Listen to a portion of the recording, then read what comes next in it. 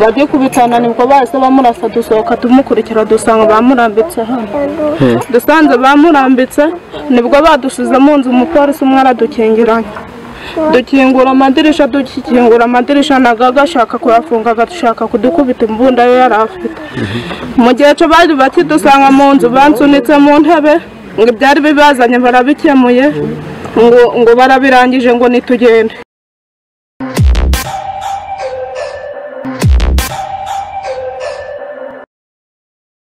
Kuwa gatatu tariki 27 Mata mwaka 2022 Pax TV yanyarukiye Nyarubande mu murenge wa Cyuve mu karere ka Musanze ahavugwaga ikibazo cy'iraswa rya Nshimiyimana Alexis. Abaturage twasanze ntibyaboroheye kutuvugisha tubafata amajwi n'amashusho kuko ngo bari bahawe gasopo ko umuntu uzagaragara mu mashusho ngo avuga ubusa azabyirengera. Cyakora mu biganiro twagiranye bitafashwe amashusho bagaragaje impungenge zo kuraswa kw'abantu bataburanishijwe ngo hamenyekane icyaha kibahama, hakaba ngo n'abafatwa n'inzego z'umutekano ntibagaruke ntibanamenye aho bafungiwe.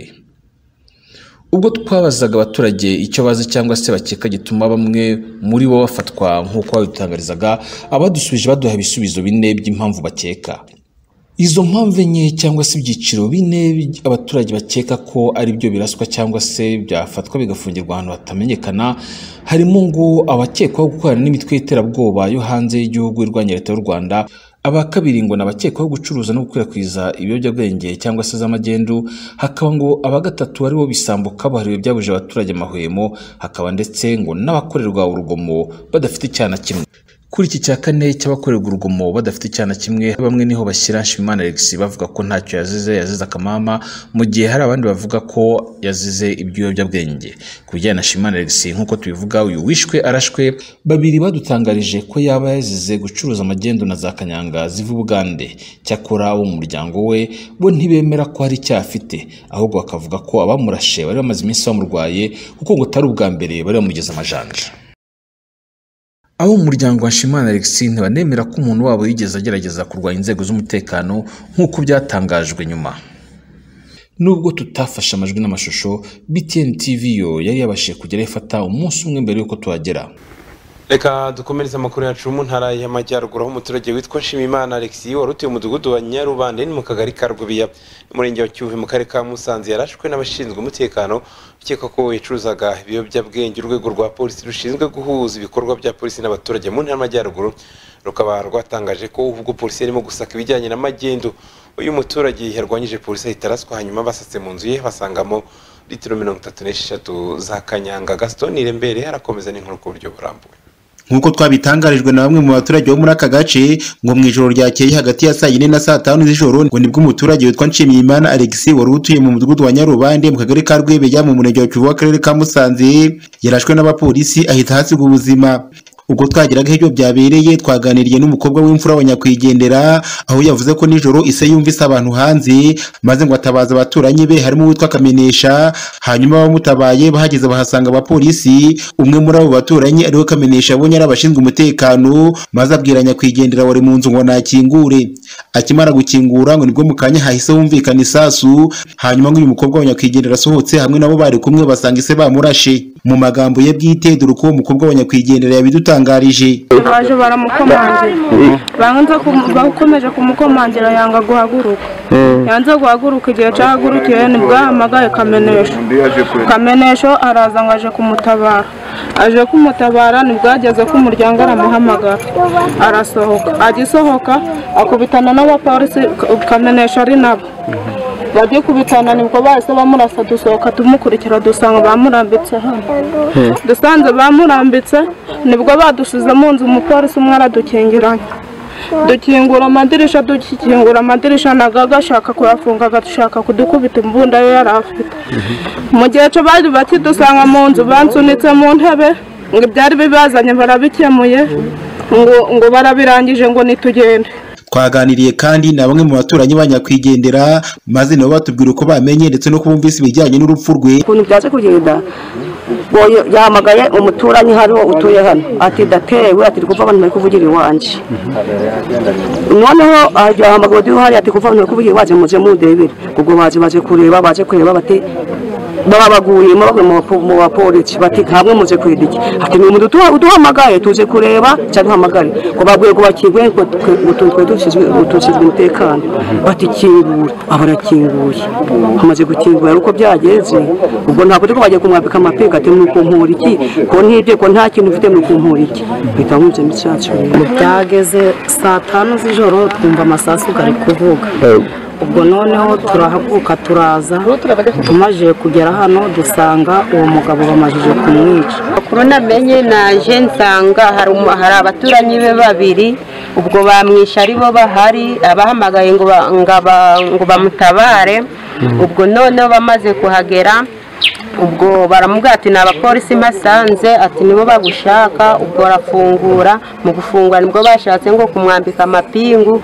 undi avuze ati muhigamira ahubwo munshorera ko ujya mugende munyambitse amapingu ubwo ashaka kujya imbere nyine ubwo nibwo wari uri inyuma ayahisa murasa twashatse kumenya iki inzego zishinzwe umutekano zivuga kuri iki kibazo maze mu butumwa bugufi bwatanzwe na CIP Alexis Ndayisenga ushinzwe guhuza ibikorwa bya polisi n'abaturage mu ntara y'Amajyaruguru mu butumwa yatanze kuri telefone yavuze ko uyu muturage warashwe yashatse kurwanya inzego z'umutekano zamukekagaho gucuruza ibiyobyabwenge ari nabyo yafatanywe.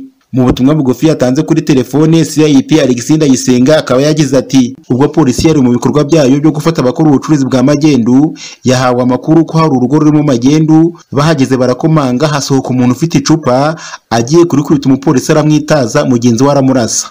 Mu gusaka iwe polisi yasanze muri litiro 36 za kanyanga. RIB ikaba yatangiye iperereza. Ubutumwa duha abaturage ni ukwirinda kwishora mu bikorwa by'amagendu no kutarwanya inzego z'umutekano ziri mu kazi. Uyu nyakwigendera Nshimiyimana Alexis warashwa akekwaho gucuruza ibiyobyabwenge mu rugo yarasiwemo yahasize umugore n'abana 3 cyakora hari n'andi makuru yakicikanaga avuga ko ashobora kuba yarafite n'abandi bagore 2. Gaston Nirembere, BTN TV. Kubiraswa rya Nshimiyimana Alexis ritavugwaho rumwe ahubwo buri wese akagira aho ahagaze mu nyumvire ye no mu byemezo afata byatumye duhamagara umuvugizi wa polisi y'u Rwanda duhamagara n'umuvugizi wa RIB ngo tubabaze by'imvaho icyo Nshimiyimana Alexis yazize mu by'ukuri.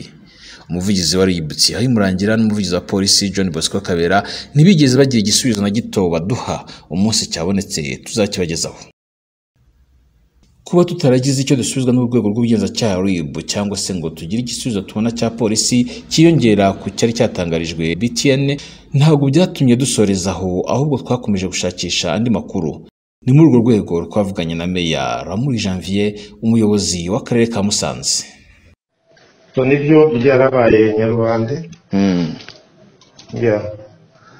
Hari amakuru n'ubundi uwo mugabo yarasanzwe atunda ibiyobyabwenge abikura Uganda.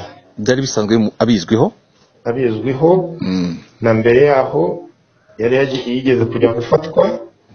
Amakuru yakusanyijwe ko yabizanye isangwayo we abasha gutoroka afatwa umugore kugira ngo byibuze aze kumubohora. So arinda ntabwo yigeze agaragara. Hari na moto ze 2 zafashwe zijyanwa kuri polisi akoreshwa muri uko kubitunda. N'ubu ziracyariyo. So icyo gihe rero amakuru aza kugaragara ko nanone yagiye kubitunda. Operation rero bagiye kugira ngo bamufate. Kujya kumufata icyo yakoze yarwanyije inzego zagiye kumufata. Yazirwanyije polisi. Yes. Akoresheje ikibando, akoresheje amabuye, akoresheje iki? Oya. Yagiye mu miti ashaka kurwanya umupolisi ufite imbunda. So hagera aho amutura hasi. So hava kumurasa rero mu rwego rwo kwitabara. Ko bagiye kumureba nijoro nuko ariho bari bizeye ko hari cyangwa nuko ubwo ari bwo buryo bwiza bwo kumufata. Iyo ntabwo najyamo wenda muri mu kuvugira urundi rwego uko rupanga operations amasaha babona ari appropriate yatuma operation iba successful. Icyo ntabwo nagisubiriza urundi rwego. None si icyo gikorwa ubundi birakaze cyane iby'ibiyobyabwenge ko muramubirwanya bikagabanuka bikazamuka muri no minsi bihagaze bitaho ngaho. ni urugendo ruhoraho urugendo ruhoraho ariko bikagabanuka bitewe n'imbaraga inzego mu bufatanye zabishyizemo mu kubirwanya so ntabwo navuga ngo byarenze byakabije byarenze urugero ariko birahari n'ababijyamo barahari ariko ni ubukangurambaga duhoramo natwe nizo nshingano dufite nk'ubuyobozi bwite bwa leta n'inzego z'umutekano n'abaturage dufatanyije. Murakoze cyane. Mbere ikindi kibazo ngiye kubabaza wenda cyo cy'impamvu wenda batamukomerekeje ngo babashe kumutwara icyo cyabazwa polisi ndumva atari mwe nakibaza. Murakoze cyane kuri TV muduhaye. Murakoze namwe akazi keza. Merci. Turamushimiye cyane Bwana Ramuri Janvier, umuyobozi w'akarere ka Musanze mu ntara y'Amajyaruguru. Iyi ni Pax TV Ireme News. Jewe ndi Ntwari John Williams.